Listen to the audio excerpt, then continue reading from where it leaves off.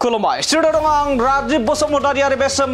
समाव बर' हारि नाङैनो मोनसे गोग्गाथाव खौरां जेराव एपीएससी आनजादाव बर'नि गोबां लाइमोनफोरा बे समाव उथ्रिसार जानो हादों आरो दिनैनि बे जा फिथाइ एबा रिजाल्ट फोसावदों बेयाव बर' हारिनि थाखाय मोनसे गोजोनथाव खौरां लाबोनांगोन जेराव सा 14 आनजाद होगिरि बिथांमोना एपीएससी आनजादखौ उथ्रिसारनो हादों जेराव बर' हारिनो मोनसे गोजोननाय एबा गोजोनथाव बाथ्राखौ बे समाव गोबां सुबुङानो ससियेल मिडियानि गेजेरजों गोबां बे समाव गोजोननाय फोरमायदों जेराव बर' हारि नाङैनो गासै सा 14 आनजाद होगिरि बिथांमोना एपीएससी आनजादाव उथ्रिसारनो हादों आरो बे मोनसे बर' हारि नाङैनो मोनसे गोजोनथाव रादाब होनना बे समाव बुंनांगोन जेराव फामिर मोसाहारि बिथाङा एसीएस आव उथ्रिसारनो हादों Mayarani Basumatary Assam police service Manjit Basumatary Assam police service Shrijit Basumatary Assam police service लोगोसे गुनुजित बर' गोमबोर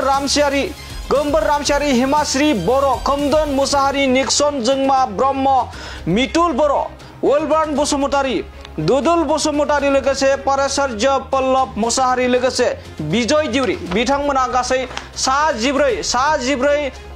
बर'नि आगोमा फिसा बिथांमोना एपीएससी आनजादाव उथ्रिसारनो हादों बे समाव बिग ब्रेकिं आपडेट जेराव बर' हारि नाङैनो मोनसे गोजोनथाव खौरां होनना बुंनांगोन बे बोसोराव थामहिनबा 2024 मायथाइयाव गासै सा 14 फरायसाफोरा बर' लाइमोनफोरा एपीएससी आनजादाव उथ्रिसारनो हादों जेराव नोंथांमोना सावगारियाव नुनाय बिथाङानो जाहैबाय मायारानी बसुमतारी आरो बिथाङा उदालगुरि जिल्लानि सिङाव थानाय रौता ओनसोलनि बर' बाजार दखरानि सिङाव थानाय बालादारि गामिनि होननाय बे समाव मिथिना मोननाय जादों बेबायदिनो गोबां गासै सा 14 बर'नि फिसाफोरा बे समाव एपीएससी आनजादखौ उथ्रिसारनो हादों बे समाव मोनसे बिग ब्रेकिं आपडेट जेराव मोनसे बर' हारिनि मोनसे गोजोनथाव खौरां लाबोनांगौ गासै सा 14 बर' लाइमोनफोरा बे समाव एपीएससी आनजादखौ उथ्रिसारनो हादों सेथियावनो फामि रामसियारि मायारानी बसुमतारी मनजित बसुमतारी श्रीजित बसुमतारी गुनुजित बर' गोमबोर रामसियारि हिमाश्री बर' खोमदोन मुसाहारि निक्सन जोंमा ब्रह्म मितुल बर' वेलबार्न बसुमतारी दुदुल बसुमतारी पाराचार्य पल्लव मुसाहारि आरो जोबथायाव बिजय दिउरि गासै सा 14 बिजय दिउरिखौ लानानै गासै सा 14 बर'नि फिसाफोरा बे समाव मोनसे गोजोनथाव खौरां लाबोनो हादों होनना बुंनांगोन जेराव बे समाव सा 14 बर'नि फिसाफोरा एपीएससी आनजादखौ उथ्रिसारनो हादों बे समाव मोनसे फिन फोरमायबावदि बे मोनसे बर' हारिनि थाखाय मोनसे गोग्गाथाव आरो गोजोनथाव खौरां आरो बिथाङानो जेराव नोंथांमोना डिसप्लेनि गेजेरजों सावगारिखौ नुना मोनदों बिथाङानो जाहैबाय रौता बियाबनि सिङाव थानाय बर' बाजार दखरानि सिङाव थानाय बालादारि गामिनि होननानै बिथांखौ मायारानी बसुमतारी बिथाङा DSP आव सायख' जाबाय होननानै बे समाव मिथिना मोननाय जादों खुलुमबाय स्टुडिअ दं आं राजिब बसुमतारी आरो बे समाव बर' हारि नाङैनो मोनसे गोग्गाथाव खौरां जेराव एपीएससी आनजादाव बर'नि गोबां लाइमोनफोरा बे समाव उथ्रिसार जानो हादों आरो दिनैनि बे जा फिथाइ एबा रिजाल्ट फोसावदों बेयाव बर' हारिनि थाखाय मोनसे गोजोनथाव खौरां लाबोनांगोन जेराव सा 14 आनजाद होगिरि बिथांमोना एपीएससी आनजादखौ उथ्रिसारनो हादों जेराव बर' हारिनो मोनसे गोजोननाय एबा गोजोनथाव बाथ्राखौ बे समाव गोबां सुबुङानो ससियेल मिडियानि गेजेरजों गोबां बे समाव गोजोननाय फोरमायदों जेराव बर' हारि नाङैनो गासै सा 14 आनजाद होगिरि बिथांमोना एपीएससी आनजादाव उथ्रिसारनो हादों आरो बे मोनसे बर' हारि नाङैनो मोनसे गोजोनथाव रादाब होनना बे समाव बुंनांगोन जेराव फामिर मोसाहारि बिथाङा एसीएस आव उथ्रिसारनो हादों Mayarani Basumatary Assam police service Manjit Basumatary Assam police service Shrijit Basumatary Assam police service लोगोसे गुनुजित बर' गोमबोर रामसियारि हिमाश्री बर' खोमदोन मुसाहारि निक्सन जोंमा ब्रह्म मितुल बर' वेलबार्न बसुमतारी दुदुल बसुमतारी लोगोसे पाराचार्य पल्लव मुसाहारि लोगोसे बिजय दिउरि बिथांमोना गासै सा 14 बर'नि आगोमा फिसा बिथांमोना एपीएससी आनजादाव उथ्रिसारनो हादों बे समाव बिग ब्रेकिं आपडेट जेराव बर' हारि नाङैनो मोनसे गोजोनथाव खौरां होनना बुंनांगोन बे बोसोराव थामहिनबा 2024 मायथाइयाव गासै सा 14 फरायसाफोरा बर' लाइमोनफोरा एपीएससी आनजादाव उथ्रिसारनो हादों जेराव नोंथांमोना सावगारियाव नुनाय बिथाङानो जाहैबाय माया रानी बसुमतारी आरो बिथाङा उदालगुरि जिल्लानि सिङाव थानाय रौता दखरा एबा रौता ओनसोलनि बर' बाजार दखरानि सिङाव थानाय बालादारि गामिनि होननाय बे समाव मोनथिना मोननाय जादों। बेबायदिनो गोबां गासै सा जिब्रै बर'नि फिसाफोरा बे समाव एपीएससी आनजादखौ उथ्रिसारनो हादों। बे समाव मोनसे बिग ब्रेकिं आपडेट जेराव मोनसे बर' हारिनि मोनसे गोजोनथाव खौरां लाबोनांगौ। गासै सा जिब्रै बर' लाइमोनफोरा बे समाव एपीएससी आनजादखौ उथ्रिसारनो हादों। सेथियावनो फामि रामसियारि, माया रानी बसुमतारी, मनजित बसुमतारी, श्रीजित बसुमतारी, गुणजित बर', गोम्बोर रामसियारि, हिमाश्री बर', खोमदोन मुसाहारि, निक्सन जोंमा ब्रह्म, मितुल बर', उइलबार्न बसुमतारी, दुदुल बसुमतारी, परेशर्य पल्लभ मुसाहारि आरो जोबथायाव बिजय दिउरि गासै सा जिब्रै बिजय दिउरिखौ लानानै गासै सा जिब्रै बर'नि फिसाफोरा बे समाव मोनसे गोजोनथाव खौरां लाबोनो हादों होनना बुंनांगोन। जेराव बे समाव सा जिब्रै बर'नि फिसाफोरा एपीएससी आनजादखौ उथ्रिसारनो हादों। बे समाव मोनसे फिन फोरमायबावदि बे मोनसे बर' हारिनि थाखाय मोनसे गोग्गाथाव आरो गोजोनथाव खौरां। आरो बिथाङानो जेराव नोंथांमोना डिसप्लेनि गेजेरजों सावगारिखौ नुना मोन्दों बिथाङानो जाहैबाय रौता ओनसोलनि रौता बियाबनि सिङाव थानाय बर' बाजार दखरानि सिङाव थानाय बालादारि गामिनि होननानै बिथांखौ माया रानी बसुमतारी बिथाङा DSPआव सायख'जाबाय होननानै बे समाव मिथिना मोननाय जादों। खुलुमबाय, स्टुडिअ दङ आं राजिब बसुमतारी आरो बे समाव बर' हारि नाङैनो मोनसे गोग्गाथाव खौरां जेराव एपीएससी आनजादाव बर'नि गोबां लाइमोनफोरा बे समाव उथ्रिसार जानो हादों। आरो दिनैनि बे जा फिथाइ एबा रिजाल्ट फोसावदों बेयाव बर' हारिनि थाखाय मोनसे गोजोनथाव खौरां लाबोनांगोन। जेराव सा जिब्रै आनजाद होगिरि बिथांमोना एपीएससी आनजादखौ उथ्रिसारनो हादों। जेराव बर' हारिनो मोनसे गोजोननाय एबा गोजोनथाव बाथ्राखौ बे समाव गोबां सुबुङानो ससियेल मिडियानि गेजेरजों गोबां बे समाव गोजोननाय फोरमायदों। जेराव बर' हारि नाङैनो गासै सा जिब्रै आनजाद होगिरि बिथांमोना एपीएससी आनजादाव उथ्रिसारनो हादों। आरो बेयो मोनसे बर' हारि नाङैनो मोनसे गोजोनथाव रादाब होनना बे समाव बुंनांगोन। जेराव फामिर मुसाहारि बिथाङा एसीएस आव उथ्रिसारनो हादों। Maya Rani Basumatary Assam police service, Manjit Basumatary Assam police service, Shrijit Basumatary Assam police service, लोगोसे गुणजित बर', गोम्बोर रामसियारि, हिमाश्री बर', खोमदोन मुसाहारि, निक्सन जोंमा ब्रह्म, मितुल बर', उइलबार्न बसुमतारी, दुदुल बसुमतारी, लोगोसे परेशर्य पल्लभ मुसाहारि, लोगोसे बिजय दिउरि बिथांमोना गासै सा जिब्रै बर'नि आगोमा फिसा बिथांमोना एपीएससी आनजादाव उथ्रिसारनो हादों। बे समाव बिग ब्रेकिं आपडेट जेराव बर' हारि नाङैनो मोनसे गोजोनथाव खौरां होनना बुंनांगोन। बे बोसोराव थामहिनबा 2024 मायथाइयाव गासै सा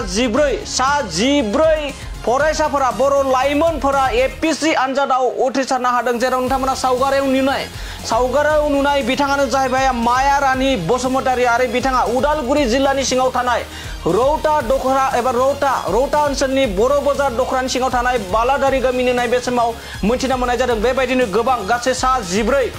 जिब्रै बर'नि फिसाफोरा बे समाव एपीएससी आनजादखौ उथ्रिसारनो हादों। बे समाव मोनसे बिग ब्रेकिं आपडेट जेराव मोनसे बर' हारिनि मोनसे गोजोनथाव खौरां लाबोनांगौ। गासै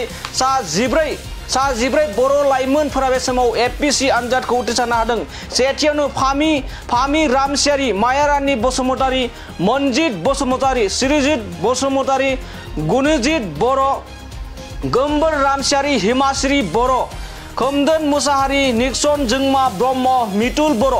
उइलबार्न बसुमतारी, दुदुल बसुमतारी, परेशर्य पल्लभ मुसाहारि आरो जोबथायाव बिजय दिउरि गासै सा जिब्रै बिजय दिउरिखौ लानानै गासै सा जिब्रै बर'नि फिसाफोरा बे समाव मोनसे गोजोनथाव खौरां लाबोनो हादों होनना बुंनांगोन। जेराव बे समाव सा जिब्रै बर'नि फिसाफोरा एपीएससी आनजादखौ उथ्रिसारनो हादों। बे समाव मोनसे फिन फोरमायबावदि बे मोनसे बर' हारिनि थाखाय मोनसे गोग्गाथाव आरो गोजोनथाव खौरां। आरो बिथाङानो जेराव नोंथांमोना डिसप्लेनि गेजेरजों सावगारिखौ नुना मोन्दों बिथाङानो जाहैबाय रौता ओनसोलनि रौता बियाबनि सिङाव थानाय बर' बाजार दखरानि सिङाव थानाय बालादारि गामिनि होननानै बिथांखौ माया रानी बसुमतारी बिथाङा DSPआव सायख'जाबाय होननानै बे समाव मिथिना मोननाय जादों। खुलुमबाय स्टुडिअ दं आं राजिब बसुमतारी आरो बे समाव बर' हारि नाङैनो मोनसे गोग्गाथाव खौरां जेराव एपीएससी आनजादाव बर'नि गोबां लाइमोनफोरा बे समाव उथ्रिसार जानो हादों आरो दिनैनि बे जा फिथाइ एबा रिजाल्ट फोसावदों बेयाव बर' हारिनि थाखाय मोनसे गोजोनथाव खौरां लाबोनांगोन जेराव सा जिब्रै आनजाद होगिरि बिथांमोना एपीएससी आनजादखौ उथ्रिसारनो हादों जेराव बर' हारिनो मोनसे गोजोननाय एबा गोजोनथाव बाथ्राखौ बे समाव गोबां सुबुङानो ससियेल मिडियानि गेजेरजों गोबां बे समाव गोजोननाय फोरमायदों जेराव बर' हारि नाङैनो गासै सा जिब्रै आनजाद होगिरि बिथांमोना एपीएससी आनजादाव उथ्रिसारनो हादों आरो बेयो मोनसे बर'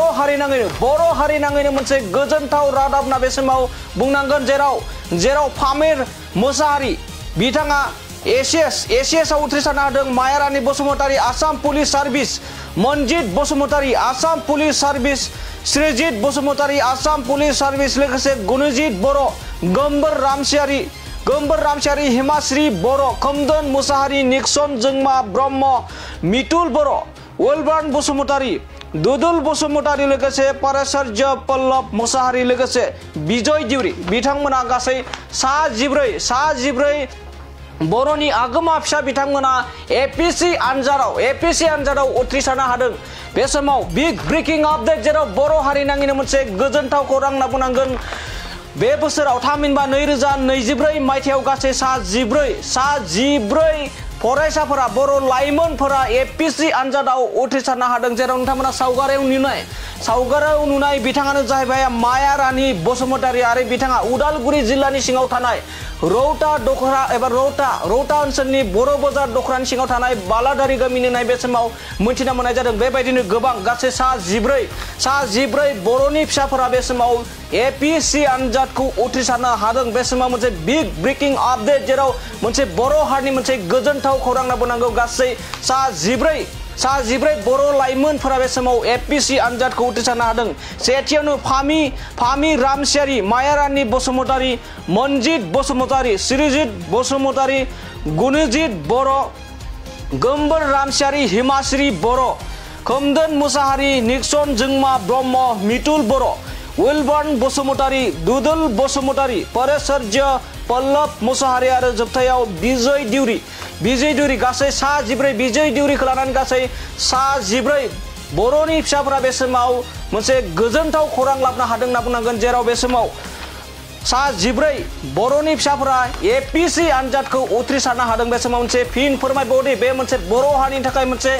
गोग्गाथाव आरो गोजोनथाव खौरां आरो बिथाङानो जेराव नोंथांमोना डिसप्लेनि गेजेरजों सावगारिखौ नुना मोन्दों बिथाङानो जाहैबाय रौता बियाबनि सिङाव थानाय बर' बाजार दखरानि सिङाव थानाय बालादारि गामिनि होननानै बिथांखौ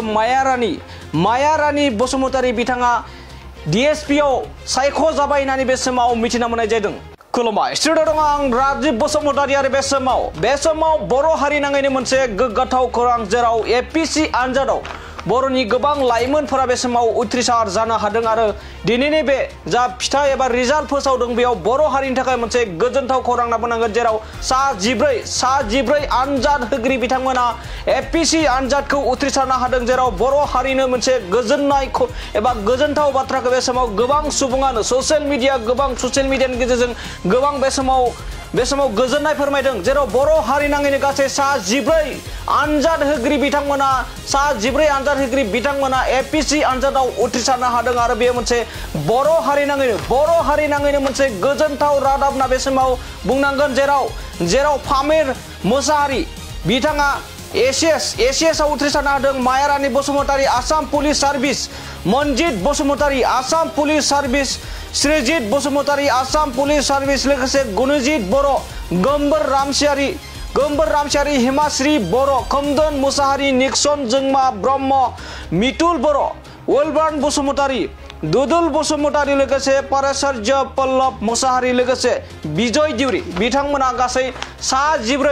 जिब्रै बर'नि आगोमा फिसा बिथांमोना एपीएससी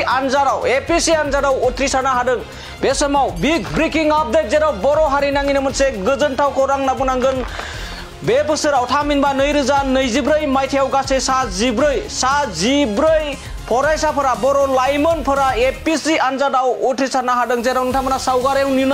सावगारियाव नुनाय बिथाङानो जाहैबाय माया रानी बसुमतारी आरो बिथाङा उदालगुरि जिल्लानि सिङाव थानाय रौता दखरा एबा रौता ओनसोलनि बर' बाजार दखरानि सिङाव थानाय बालादारि गामिनि होननाय बे समाव मोनथिना मोननाय जादों। बेबायदिनो गोबां गासै सा